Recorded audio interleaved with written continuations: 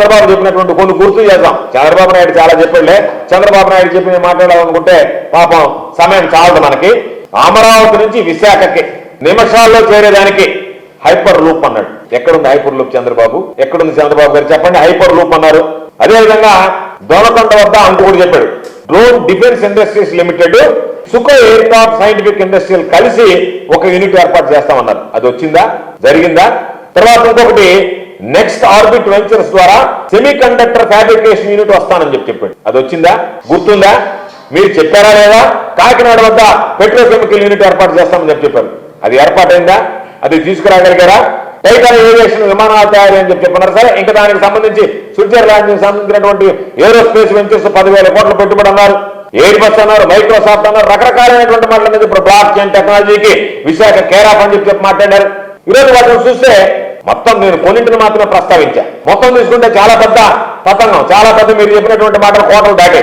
కాకపోతే వైఎస్ఆర్సీపీ హయాంలో కూడా ఏం జరిగింది అనేటువంటిది కూడా ప్రజలకు తెలియజెప్పాల్సినటువంటి అవసరం ఉంది. 2023లో గ్లోబల్ ఇన్వెస్టర్ సమ్మిట్ జరిగింది.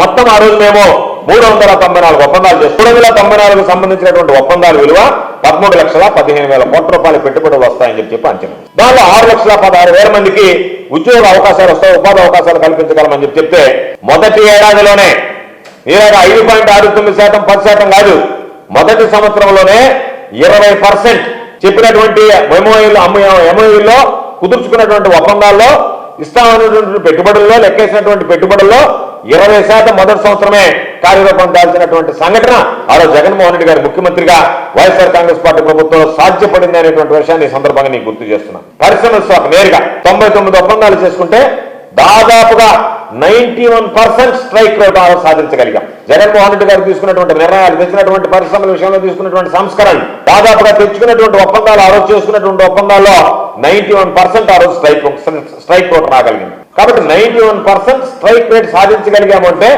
విధానాలు ఏ విధంగా ఉన్నాయనేటువంటిది ప్రత్యేకంగా చెప్పాల్సినటువంటి అవసరం లేదు. కాబట్టి ఈ ఒప్పందాలు జరిగినటువంటి 2 ఏళ్లలోపనే దాదాపుగా 90కి పైగా యూనిట్ల నిర్మాణం, ఆ తర్వాత వాటికి సంబంధించి 39 కంపెనీలు వాణిజ్య కార్యకలాపాలు కూడా ప్రారంభించడం జరిగింది.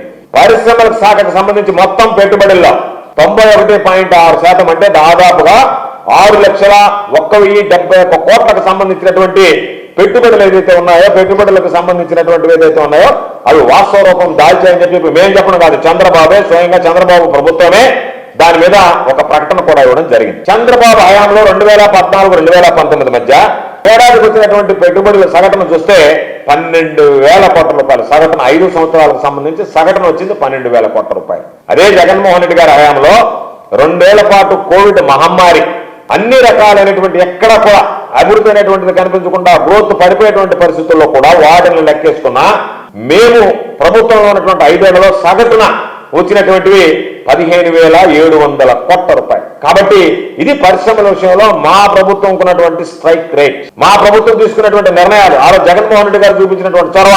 మీలాగే జగన్మోహన్ రెడ్డి గారు బాకారోది ఊతర కొట్టి లక్షల కోట్ల పెట్టుబడులు అని చెప్పి తీరా చూస్తే ఆ పర్సంటేజ్ రియలైజేషన్కి వచ్చేటప్పటికి చేతులు ఎత్తేసేటువంటి పరిస్థితి కాదు. ఏదైతే వాస్తవ రూపం దాల్చుతాయో, ఎక్కడైతే వాస్తవిక అంచనాలు ఉంటాయో, వాస్తవిక అంచనాల ప్రకారం, ఆధారాల ప్రకారం వాటికి సంబంధించినటువంటి వాటి మీద నిర్ణయాలు తీసుకున్నాం. ఆ విధంగా పరిశ్రమలు తీసుకొచ్చాం, ఆ పరిశ్రమలు స్థాపించడం జరిగింది. ఈ రోజు పెట్టుబడి సదస్సులు అంటే ఏంటి? భారత్గా మారిపోయినాయి. అంటే పెట్టుబడి సదస్సు అంటే ఒక ఈవెంట్ మేనేజ్మెంట్ లాగా, ఒక ఈవెంట్ షో లాగా తయారు చేశాను. వాస్తవ రూపం దాల్చాలన్న ఉద్దేశంతో ఆ రోజు జగన్మోహన్ రెడ్డి గారు తీసుకున్నటువంటి నిర్ణయాల్లో ఇవి వాస్తవ రూపం దాల్చాలి అంటే ఏ విధంగా చేయాలి అంటే దానికి ఒక యాక్షన్ ప్లాన్ చేశాడు. దాంతో ప్రభుత్వం నుంచి ఒక మానిటరింగ్ సంబంధించిన కానీ ఇంప్లిమెంటేషన్ సంబంధించి ఒక ప్యానల్ చీఫ్ సెక్రటరీ ఆధ్వర్యంలో ఒకటి ఏర్పాటు చేశారు. వాళ్ళందరూ కలిసి ఒక ఫాస్ట్ ట్రాక్ మార్గం, సింగిల్ విండో సిస్టమ్ ఇంట్రొడ్యూస్ చేశారు.